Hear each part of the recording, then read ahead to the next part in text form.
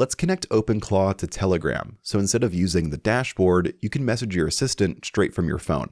First, find the OpenClaw chat window on the left-hand side. Then type in, "Let's set up Telegram." OpenClaw is then going to respond with the exact next steps you need to follow. It says here we need to start a conversation with BotFather on Telegram.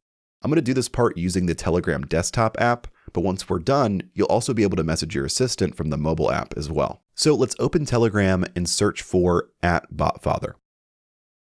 BotFather is what lets you create and manage your own bots, which is super important for setting this up with OpenClaw. Start a chat with BotFather, then click the New Bot command. It'll ask you for a bot name and username. Pick whatever you want here. Once it's created, BotFather is going to give you a bot token. Go ahead and copy that bot token. And just like the gateway token, treat this like a password. Don't share it, don't post it anywhere, and store it somewhere safe. Now jump back over to OpenClaw, paste in that bot token here, and send it.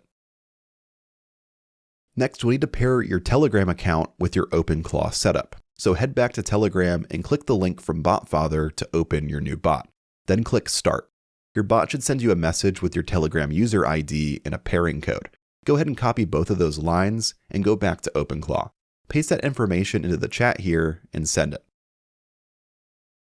Okay, now at this point, everything should be configured properly. Let's go ahead and test it to make sure it's working. Send a message to your bot in Telegram and see if it responds. If everything is connected the right way, you should see your assistant reply back in Telegram. And once you see that response, that means you're officially connected.